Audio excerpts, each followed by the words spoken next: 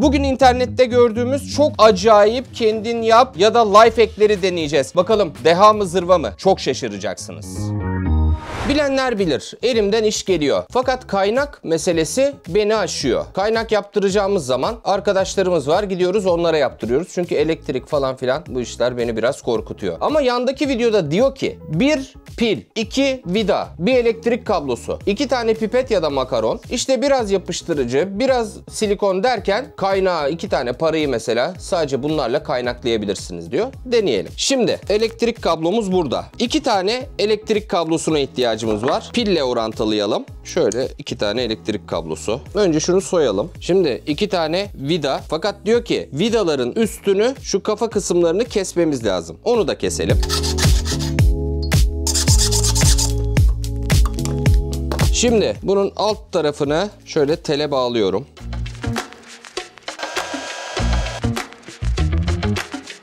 Nefes nefese kaldık ya Kamil. Şimdi bunu pile mi yapıştıracağız Hatice? Evet Kamil, yani sana geliyorum. Ya bu küçük işler bana göre değil Kamil'im. Onu anladım bu hayatta. Ver bana kalası. Kablolardan birini de pilin altına yapıştıracağız. Evet Hatice, ne yapacağız şimdi? Böyle değdiriyor zaten ateş atıyor. Biz yine ne olur ne olmaz önlememizi alalım. Aynen alalım. Evet, şimdi ateş mi atacak birbirine değince? Bu ikisini kaynaklaması gerekiyor Kamil bu buna değince.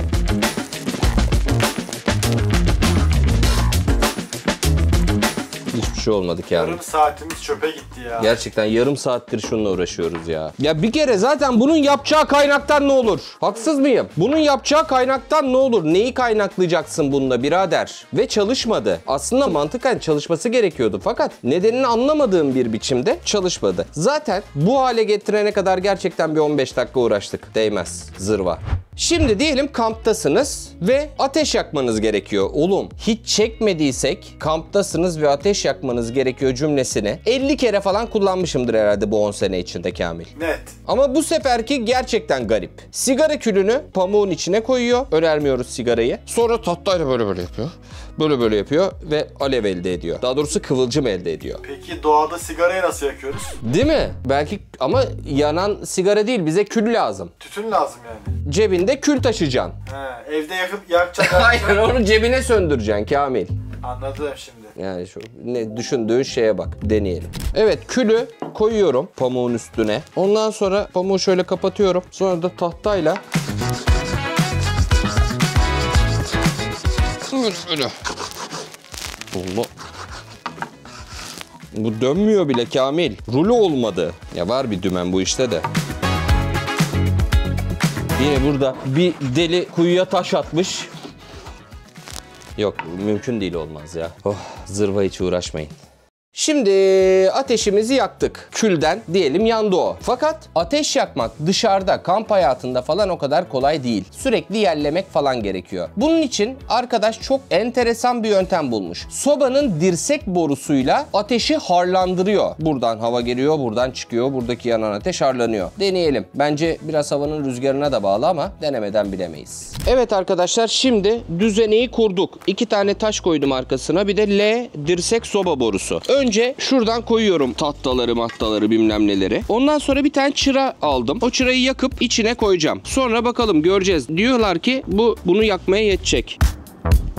Bu arada bu hani çıram varsa falan diyenler çıkar. Bu çırayla alakalı bir şey değil. Burada bildiğiniz ocak yapıyoruz. Yani çıranız varsa daha kolay yakarsınız sadece. Bakalım gerçekten söylendiği gibi buradan havayı alıp buradan çıkartabilecek mi? Normalde yerlemek lazım biliyorsunuz yakmak için bu tür şeyleri. Bak yavaş yavaş tahtalar yanmaya başladı içindeki. Harbiden de yukarıya doğru geliyor alev, görüyor musun? Hiç ellemiyoruz. Alttan alıyor, yukarı doğru veriyor. Yani burayı evet kendi kendine yerliyor, aynen öyle. Çok güzel ama ya.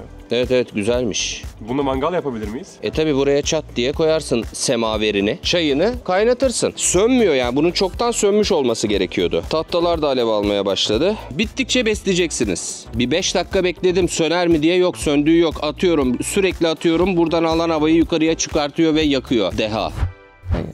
Benim meleğim geliyor ya. Benim küçük meleğim geliyor ya. Benim güzel kuşum. Gel bakayım bir babaya. Oy oy oy seni yerim ben. Oo, benim küçük prensesim.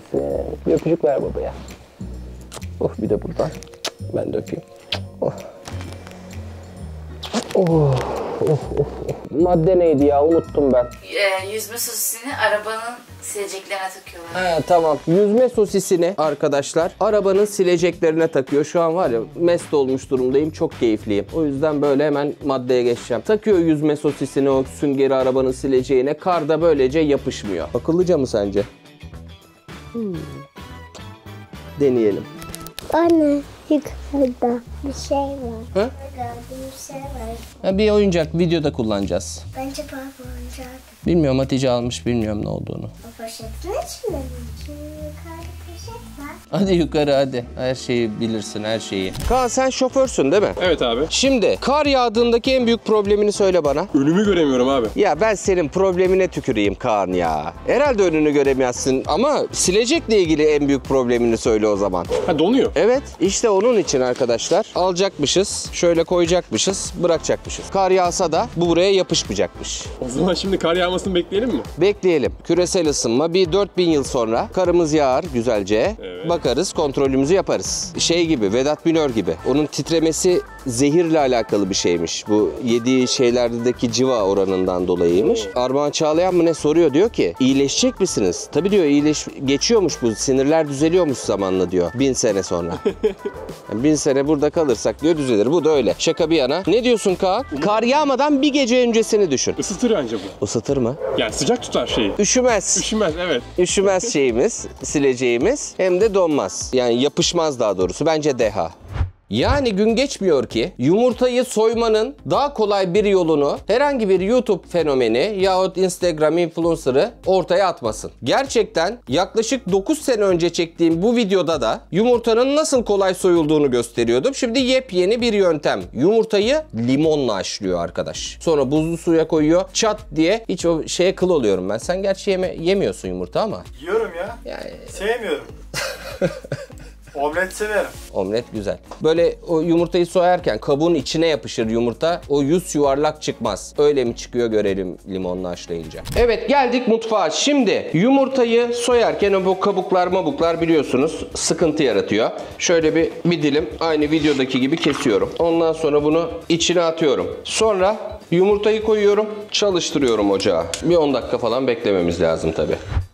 Yaklaşık 10 dakikadır kaynıyor bu. Kapattım altını. Şimdi suyu boşaltacağım. Allah limon her şey düştü. Ondan sonra bunu buzlu suya koyacağım. Biraz beklesin. Evet, tutabiliyorum. Şimdi soyacağız bakalım, merak ettim. Oğlum bunun kabuğu soyuluyor lan. Bu nasıl iş Kamil? Oha çok kolay soyuluyor lan gerçekten Kamil. Evet, tek parça. Evet. Nasıl olmuş bu böyle? Yumurtanın şeyini anlamadım ben. Neden? Boya mı bu? Anlamadım ki. Köy yumurtası diye boyamışlar mı? Ne bileyim abi. Yalnız bu arada gerçekten cillop gibi Kamil. Kamil'im bak tertemiz. Görüyor musun? Cillop. Vallahi. Güzel. Yanıyorum ama deha. Buna sebep olan şey ne acaba? Soralım abi Yandex'e. Kamil'im biliyorsun Yandex'in Türkiye'deki kullanıcılara özel olarak geliştirdiği yapay zeka Yazeka, internet üzerindeki kaynakları tarayarak sorulara hızlı ve doğru cevaplar veriyor. Bu yüzden var ya tam bir aradığını bulma motoru. Şimdi Kamil'im senin bana sorduğun soruyu yazıyorum. Limon doğal bir asit kaynağıdır ve yumurtanın kabuğundaki kalsiyum karbonatla etkileşime girerek kabukların daha kolay ayrılmasını sağlar. Yumurtayı haşladıktan sonra buzlu suya atmak kabukla zar arasındaki ayrışmayı arttırır ve kabukların soyulmasını kolaylaştırır diyor Yazeka. Aşağıda da bunu alıp derleyip benim önüme koyduğu internet sitesi referanslarını veriyor. Şimdi arkadaşlar Yazeka'nın bu verdiği sonuç benim için gayet yeterli. Ama bir araştırma yapıyorsunuz. Daha da ayrıntılı bilgiler elde etmek istiyorsunuz. O zaman Yazeka ile konuşmaya devam edebilirsiniz. Mesela soralım. Yumurtanın daha kolay soyulması için farklı yöntemler var mı? Tuz ekleme. Yumurtaları haşlamak için suya bir miktar tuz koyun. Karbonat veya sirke. Haşlama suyuna bir çay kaşığı karbonat veya sirke ekleyin. Üfleme yöntemi. Yumurtayı dik olarak tutarken deliğinden üflemek kabuğun soyulmasını kolaylaştırır diyor. Ben bunun da videosunu çektim. Adam doğru şeyleri söylemiş Kamil. Acaba senin kanalı mı izlemiş? Vallahi Yandex benim kanalı izliyor herhalde. Kamil'im görüyorsun. Artık Yandex Search'le aramayı bıraktım. Bulmaya başladım. Nasıl laf? Çok iyi ya. Kamil'im sen de varsayılan arama motorunu Yandex yaparak Yazeka'ya istediğini sorabilirsin. Yazeka'da deha.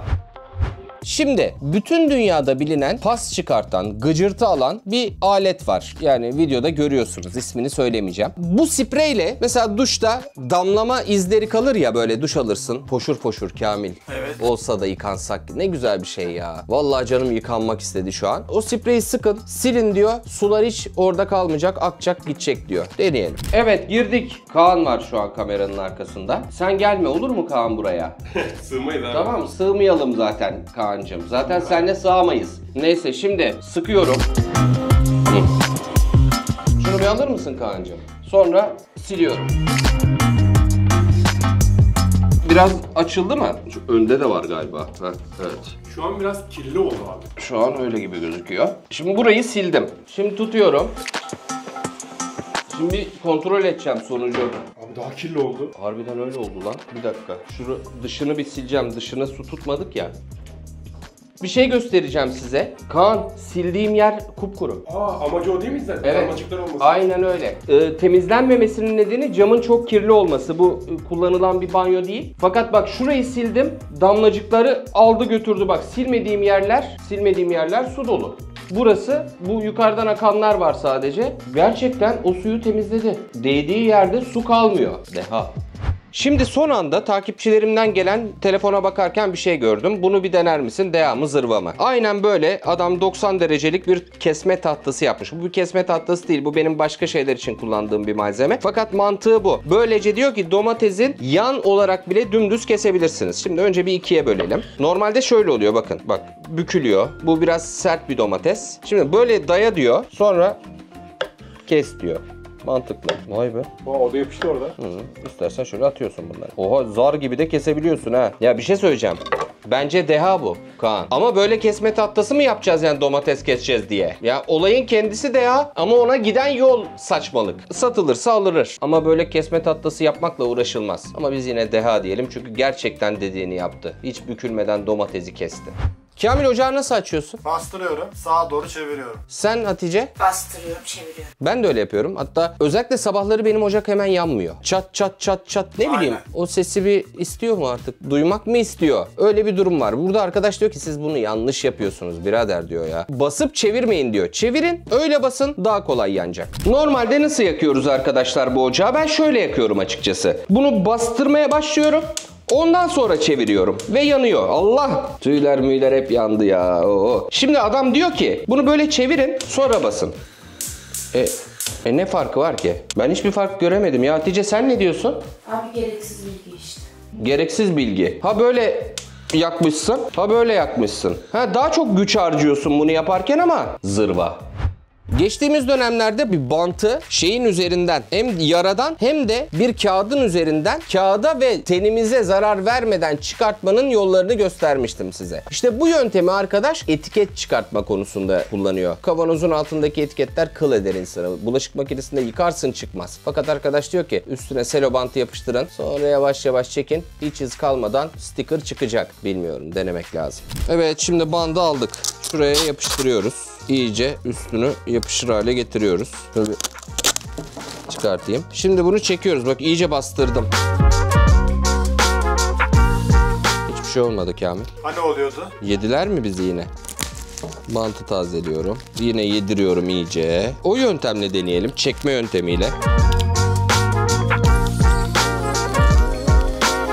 Yok, olmuyor Kamil. Bu ne biçim sticker lan? Gerçek yok. Gerçekte yokmuş galiba. Ben böyle yapayım. Böyle de çıkıyormuş bu.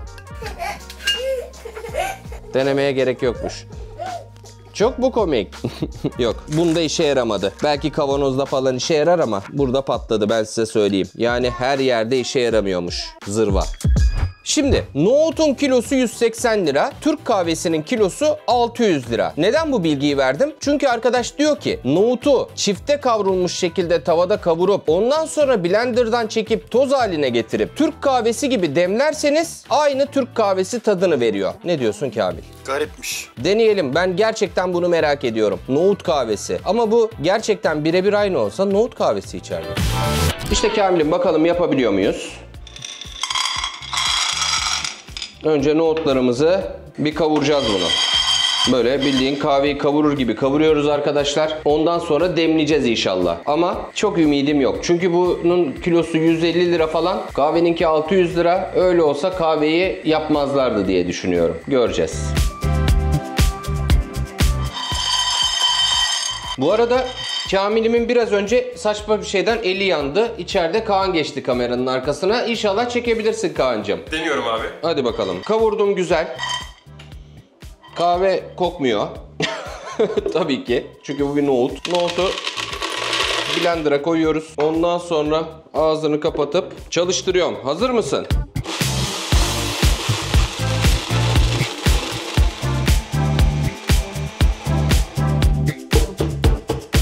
Oha!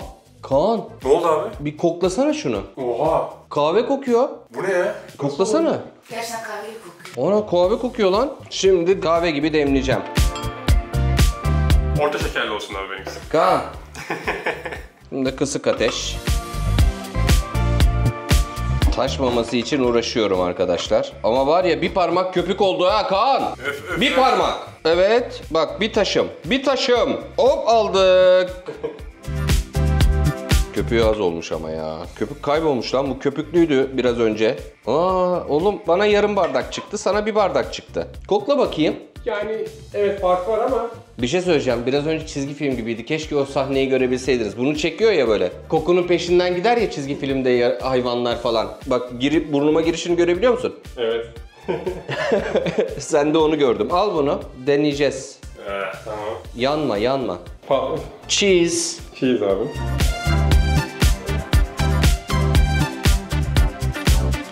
Ben çok fena... ben içeyim bunu. Bak bu içilir.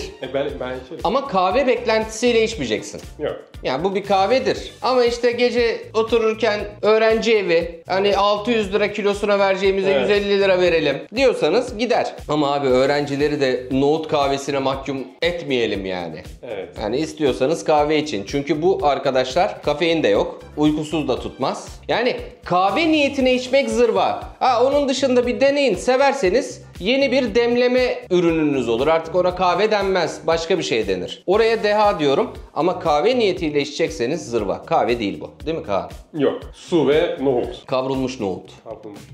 Şimdi enteresan bir matematik problemiyle tekrar karşınızdayız. Matematik konusu bizim ince çizgimiz. Her bölümümüzde matematiğe bir yer veriyoruz. Şimdi beyefendi diyor ki bir sayıyı diyor 5'e mi bölmek istiyorsun? Önce 2 ile çarp. Şimdi diyelim 50'yi 5'e böleceğiz. 50'yi 5'e bölünce de 10 çıkıyor. Bunu biliyoruz. 50 çarpı 2 yapınca kaç çıkıyor? 100. Son sıfırı at. 10. Bak çıktı. Şaka şaka. Güzelmiş ama deneyelim biraz Tamam daha. sen rakam seviyorsun söyle. 78. Bölü 5. 78 bölü 5. 2 ile çarpalım. 156. 15.6. 78'de 78'i 5'e böl. 15.6 mı? Peki.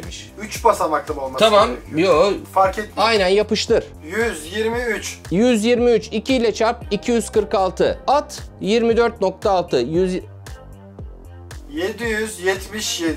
777 çarp 2 ile 1400. 775'i 2'ye çarpın 4 ekleyin. Abi işte ya matematik dehası ya. Satranç ustası Kamil. 1554. Sona at. 155.4. 777'yi 5'e bölünce ne çıkıyor? 155.4. Vay be güzel. Hemen 4 basamaklı deneyelim. Tamam 4'e geç. Son 5014. 10.028. 10.028 at. 1002.8. Vay be çok iyi. Güzel sistemmiş. Deha.